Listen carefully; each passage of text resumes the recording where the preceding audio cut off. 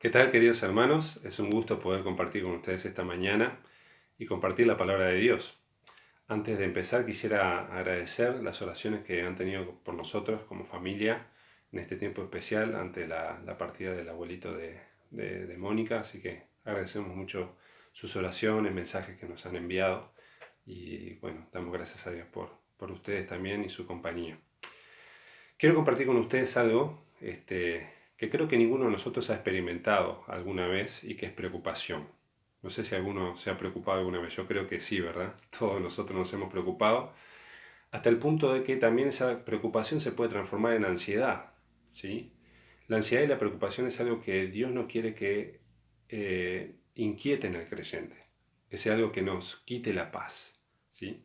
Y vamos a ir al libro de Filipenses, capítulo 4, Filipenses 4, donde el apóstol Pablo nos va a enseñar en esta carta que justamente es de alguna manera definida como la carta del gozo. Y vaya qué contradicción, ¿no? Porque Pablo la está escribiendo desde la cárcel. Y entonces allí en medio de esta carta del gozo Pablo nos va a escribir en cuanto a las preocupaciones. Y textos que conocemos muy bien, pero que bien nos hace repasarlos. Filipenses 4, versículo 6 va a decir, por nada estéis afanosos. Por nada estéis afanosos. Y nos dice aquí que nada nos tiene que inquietar, nada nos tiene que poner ansiosos, preocupados en demasía, ¿sí? Y esta palabra afanosos o ansiosos viene de una palabra griega que su raíz significa rasgar. Y qué interesante que es esto, porque cuando estamos en esos momentos de preocupación ante situaciones, ante enfermedades, ante problemas familiares, ante problemas laborales, ante temas económicos, ante esta pandemia que de alguna manera nos ha afectado a todos, nuestro corazón se empieza a inquietar y entonces la raíz de esa palabra es rasgar. Se empieza a rasgar nuestro interior. ¿Por qué? ¿Por qué nos empezamos a dividir? Porque, bueno, por un momento, por un lado van nuestros pensamientos, lo que yo sé, los textos bíblicos que he memorizado o que conozco de la Biblia, que sé que tengo que confiar en Dios, pero por otro lado, mis sentimientos quieren ir en otra dirección. Y entonces nos encontramos ahí divididos, rasgados. Eso significa ansiedad. ¿Qué es la ansiedad? Bueno, estar rasgados por dentro, estar divididos por dentro. ¿Por qué viene la ansiedad? Bueno, la ansiedad muchas veces viene de este tipo de preocupación desmedida. Bueno, en primer lugar, por problemas personales, por peleas no solucionadas. Y quizá alguno de nosotros tiene alguna situación con hermanos que incluso hasta pueden haber sido situaciones que sucedieron hace años y nunca hemos solucionado. Y eso siempre está ahí latente, molestando, siendo una situación de preocupación que nos rasga, nos divide, no nos permite disfrutar plenamente de lo que Dios quiere para nosotros. ¿Por qué viene la ansiedad también? Bueno, por pecados no confesados. Cuando nosotros tenemos situaciones, cosas que sabemos que desagradan a Dios, si no las confesamos, no las entregamos a Dios, no pedimos que Dios nos perdone y arreglamos eso en nuestro interior, vamos a estar preocupados y con ansiedad. Pero también viene por pruebas no esperadas, ¿sí? Situaciones que no contábamos con ellas y entonces todo nuestro interior se remueve y nos empezamos a inquietar. Sentimos que perdemos el control de la situación. ¿Y cuánto nos cuesta a nosotros como seres humanos esto? Que perdemos el control, que ya no soy dueño de las situaciones, que no lo puedo manejar, que me sobrepasa. Y entonces nos comenzamos a poner ansiosos, preocupados. Y la Biblia nos dice aquí, por nada estéis ansiosos. ¿Qué podemos hacer entonces? ¿Cómo hizo Pablo para, estando preso, sabiendo que en cualquier momento podía ser condenado, sabiendo que en cualquier momento podía perder su vida y en esa situación tan difícil, cómo pudo hacer él para estar en paz? Para que la ansiedad y la preocupación no lo desbordaran, no lo controlaran a él. Bueno, él combatió la ansiedad con tres principios y los vamos a ver muy brevemente en esta mañana. En primer lugar, él confió en la palabra y no en sus sentimientos. Y el desafío para nosotros hoy, aunque es difícil, es confiar en la palabra de Dios y no tanto en nuestros sentimientos. Nuestros sentimientos muchas veces van en una dirección, pero la palabra de Dios es firme, no se mueve, es estable. Dice la Escritura que Dios, Él es la roca y que sus obras son perfectas. Es una roca donde nos podemos parar y podemos confiar. Su palabra es una roca. Va a decir allí el texto en Filipenses 4:6, por nada estéis afanosos si no sean conocidas vuestras peticiones delante de Dios en toda oración y ruego con acción de gracias. Nada me tiene que llevar a la ansiedad. Antes de eso tengo que hacer conocida ante Dios mis peticiones. Dice con ruego. Esas situaciones que no podemos controlar y que quizás en este momento nos tienen ansiosos, preocupados. Bueno, entregalas al Señor con ruego. Y esta expresión de ruego nos habla acerca de no simplemente una oración sencilla y superficial. Señor, te pido por este problema, amén. No, habla acerca de una oración intensa, de una oración que reconoce la necesidad propia, que busca la intervención de Dios. Y dice, con toda oración y ruego, con acción de gracias. Y qué interesante esto, ¿no? Porque, ¿qué tiene que ver la acción de gracias, agradecer con gratitud en medio de este tiempo? Bueno, porque esa expresión de gracias nos habla acerca de fe. Yo confío en que Dios va a dar una solución. Es una expresión de nuestro corazón de decir, yo confío que Dios va a obrar. Dios va a obrar. Ahora hay un texto también que quiero que me acompañen, también muy conocido en Primera de Pedro, y que tiene que ver con esto de confiar en la palabra de Dios y no en nuestros sentimientos. Primera de Pedro, capítulo 5. Y Pedro escribe a creyentes que también estaban pasando tiempos de mucha prueba, de persecución, de incomprensión, incluso por parte de sus propios familiares y gente de su mismo pueblo, porque habla cristianos judíos que por su fe habían sido desplazados, despreciados, rechazados. Y en medio de esa situación de prueba, Pedro les va a decir ahí en capítulo 5, versículo 7, echando toda vuestra ansiedad sobre Él, porque Él tiene cuidado de vosotros.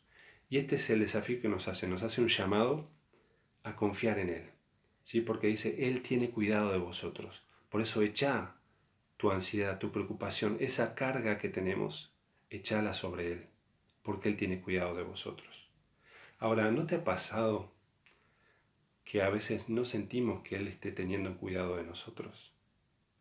¿No te ha pasado que a veces hay momentos en que sentimos que Él no nos cuida? Pero recordad, son nuestros sentimientos. En todo momento Él nos está cuidando. Recordaba el capítulo 4 de Marcos, donde vemos a los discípulos cruzando el mar de Galilea. Después de una jornada intensa, después de una jornada de milagros y de enseñanza, el Señor se recuesta en esa barca y se duerme.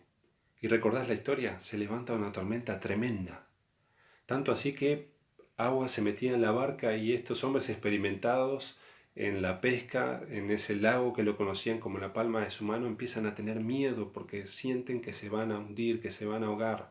Y le dicen al Señor, Maestro, ¿no tienes cuidado de que perecemos? Y ellos en un momento pasan del temor al cuestionamiento. ¿Y cuántas veces no hacemos nosotros lo mismo con el Señor? Del temor pasamos al cuestionamiento. Señor, ¿por qué permitís esto? Señor, ¿no te da cuidado? ¿No te parece que es injusto que yo esté viviendo esto? Señor, ¿no me estás cuidando? Pero tenemos que confiar en su palabra. Él nos dice que Él tiene cuidado de nosotros en todo tiempo. Y a veces las respuestas a nuestras oraciones no van a ser las que queremos, pero sí van a ser las que necesitamos. Recordamos el texto en 2 Corintios capítulo 12, donde Pablo habla acerca de un aguijón en su carne, seguramente una enfermedad que él tenía, y él dice que oró 3 veces al Señor. ¿Recuerdan el texto? 2 Corintios capítulo 12. Y dice, por lo cual rogué 3 veces al Señor que lo quitara de mí, que quitara esta enfermedad. Y el Señor respondió que no. Pero recordamos esas palabras, bástate mi gracia. Mi gracia, Pablo, es suficiente, porque mi poder se perfecciona en la debilidad. Y cuando somos débiles, entonces, dice Pablo, somos fuertes, para que la gloria del poder y el poder sean de Dios. Sea evidente que es Dios que nos está sosteniendo en medio de ese tiempo. Confiar en su palabra, no en nuestros sentimientos, un llamado a confiar en Él. Pero también tenemos el versículo 6, ahí en 1 Pedro 5:6, donde dice, humillaos pues bajo la poderosa mano de Dios, para que Él os exalte cuando fuere tiempo. Y aquí nos habla acerca de humillarnos, un llamado a humillarnos, ¿sí? ¿Cómo hacemos entonces para confiar en Él? Bueno, humillarnos. Y este humillarnos es reconocer que yo no puedo controlar la situación. Y si me humillo, entonces voy a poder dar el próximo paso, que es echar mi ansiedad, colocar mi preocupación sobre Él. Es la idea de dejar esta mochila que me carga de preocupación, de ansiedad, de inquietud, dejarla sobre Él, sabiendo que Él la puede llevar, que Él la puede cargar. Y por último, también en este capítulo 5, versículo 8 va a decir, sed sobrios y velad, porque vuestro adversario el diablo, como león rugiente, anda alrededor, buscando a quien devorar. Y aquí Pedro nos hace un llamado a cuidar nuestros pensamientos. Dice, sed sobrios. Y esta palabra sobrios habla de autocontrol, de aquel que está en sus sentidos plenamente alerta. Es lo contrario a estar ebrio. Y obviamente hemos visto a alguien en algún momento cuando está ebrio y las cosas que dice, cómo reacciona, cómo camina, uno sabe, no es la persona, es el alcohol a través de la persona. ¿Por qué? Porque él está controlado por el alcohol. Y aquí está diciendo la palabra, no dejes que la ansiedad te controle, que controle tus pensamientos, porque entonces nos inquietamos, nos volvemos impacientes y queremos nosotros hacer cosas que quizá incluso hasta están fuera del plan de Dios. Y quizá podemos recordar el ejemplo en el Antiguo Testamento de Sara y de Agar. ¿Recordás? Donde estaba la promesa de Dios a Abraham y a Sara. Ustedes van a tener un hijo y de ese hijo tendrán una descendencia que será como la arena del mar, como las estrellas del cielo, incontable. Pero pasaba el tiempo, pasaban los años y la ansiedad crecía. Pasaba el tiempo, parecía que la promesa se demoraba y Sara se inquietaba a tal punto que le dijo, Abraham, toma a mi sierva Agar y tené un hijo con ella. Y se adelantaron al plan de Dios. Quisieron hacer su propio plan. Y cuando la ansiedad viene, queremos hacer nuestro propio plan. Y quizá nos vamos por fuera del plan de Dios. Y sabemos las consecuencias que ha traído y el dolor de cabeza que ha sido para Israel, los descendientes de Ismael, que son los propios árabes. ¿Cuántos dolores de cabeza y cuánto dolor ha traído? ¿Por qué? Porque se apuraron, porque la ansiedad ganó, porque no cuidaron de controlar sus pensamientos y la ansiedad los controló. Podemos ver el ejemplo de Saúl, ¿sí? Aquel gran error de no esperar a Samuel cuando tenía que ofrecer el sacrificio antes de la batalla. Y no esperaron al profeta, no esperaron a Samuel. Y Saúl dijo, me voy a esforzar y voy a hacerlo yo, porque Samuel no viene. Le ganó la ansiedad, la preocupación, el pueblo se me está yendo, los soldados están desertando, va a venir el enemigo y nos va a matar. Samuel no viene, se olvidó, y entonces todos esos pensamientos nos empiezan a controlar y actuamos fuera de la voluntad de Dios. ¿Qué cuidado tenemos que tener? La Biblia nos dice, cuidado con tus pensamientos. ¿Por qué? Porque también va a decir ahí, en medio de la prueba, también está Satanás queriéndonos tentar, queriéndonos alejar del plan de Dios, porque dice que anda allí como león rugiente buscando a quien devorar. Y esta expresión devorar es muy interesante porque también aparece esa palabra en Hebreos capítulo 11 cuando dice que los egipcios fueron ahogados en el Mar Rojo. Y esa palabra ahogado es la misma que devorado o devorar en 1 de Pedro capítulo 5, versículo 8. Y es como si dijera, Satanás anda como un león rugiente buscando a quien ahogar. Y él quiere ahogar nuestro testimonio, él quiere ahogar nuestra confianza en Dios, él quiere ahogar nuestra fe, él quiere ahogar la expectativa y el disfrute de nuestra relación con el Señor. Él anda buscando a quien devorar. Y si alguna vez hemos visto algún documental de esos de National Geographic o Discovery Channel, y hemos visto quizá cómo hacen los leones para atacar y cómo eligen su presa. El león siempre va a estar ahí agazapado en los pastizales, tratando de que no lo vean, de que no sientan su olor. Tratan de que el viento no lleve su aroma para que no se den cuenta las presas que están ahí. Y él va a buscar siempre a las presas más débiles, a los distraídos o a los que están más alejados. ¿Sí? Aquellos que están más alejados. ¿Sí? A los débiles, a los distraídos o los que están alejados. Y quizá nosotros podemos sentirnos así hoy. Quizá nosotros estamos así. Débiles porque quizá con todo esto de la virtualidad y demás no nos hemos alimentado espiritualmente, no nos hemos nutrido de la palabra de Dios, hemos abandonado nuestro devocional, hemos dejado de leer la palabra y entonces estamos débiles. Quizás estamos distraídos. ¿Por qué? Porque bueno, hay que seguir estudiando, hay que seguir trabajando, muchas reuniones por el celular, estudios y cosas que rendir y trabajos para hacer, y está bien, son necesarios, es nuestra responsabilidad. Pero quizás estamos tan distraídos con eso que hemos abandonado nuestra vida espiritual. O aquellos que están alejados, que quizás estoy pasando por situaciones pero no la comento con nadie. Y tenemos a nuestros ancianos, líderes de la iglesia, a quienes podemos escribir, pedir ayuda, pedir oración. No nos distanciemos, no pensemos que estamos solos, que a nadie le importamos. Esas son mentiras justamente del diablo. Entonces, ya para ir terminando, vimos confiar en su palabra y no en nuestros sentimientos, pero también cambiar nuestra mente. Si volvemos a Filipenses capítulo 4, va a decir ahí, en Filipenses capítulo 4, versículo 8, va a decir: por lo demás, hermanos, todo lo que es verdadero, todo lo honesto, todo lo justo, todo lo puro, todo lo amable, todo lo que es de buen nombre, si hay virtud alguna, si hay algo digno de alabanza, en esto pensad. Y tenemos que cambiar nuestra mente y no nuestras circunstancias. Entender que tenemos que cambiar la manera en que vemos el problema. Y no enfocarnos tanto en que quiero cambiar la circunstancia que me está pasando. Y dice ahí, pensá en lo verdadero. Quizás yo me atemorizo y siento miedo y preocupación por cosas que todavía no sucedieron. O quizá por un malentendido con una persona.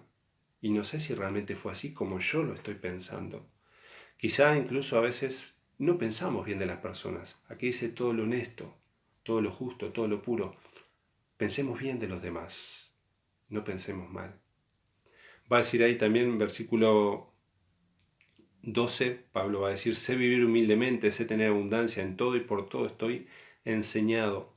He aprendido a contentarme, cualquiera sea mi situación. ¿Sí? Estoy enseñado así para estar saciado como para tener hambre, así para tener abundancia como para padecer necesidad. Pablo estaba contento, estaba satisfecho con lo que le tocaba. ¿Por qué? Porque sabía que él dependía de Dios. Y por último, ¿qué hacemos en cuanto a nuestra ansiedad, nuestra preocupación? Bueno, buscar más a Dios que la solución a mis problemas. A veces nos enfocamos tanto en, bueno, tengo que encontrar la solución, tengo que lidiar con esto, tengo que ver cómo lo soluciono. Y no nos damos cuenta que lo que Dios está intentando con esas situaciones es que le busquemos más, que estemos más cerca de Él, que dependamos más de Él y que le conozcamos en una manera que quizá antes no le podíamos conocer. David nos va a decir ahí en Salmo 37, y terminamos con esto: